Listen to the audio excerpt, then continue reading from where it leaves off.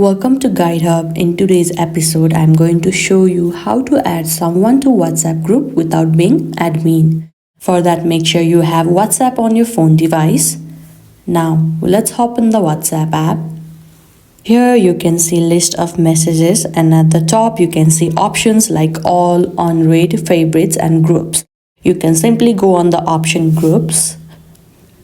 Now tap on the group message that you want to add the person.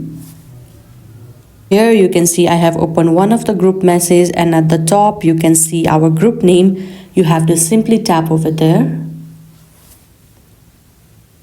Now scroll down a bit. You can now see group members and the admin of the group. As we are not the admin, we won't be seeing the admin option behind our name. But at the top you can see the option add members. You have to simply tap over there. You can now simply tap on the person that you want to add in the group, or also you can search the name or number in your search bar. After you are done choosing the person or the contact that you want to add in your group, you have to simply tap on add.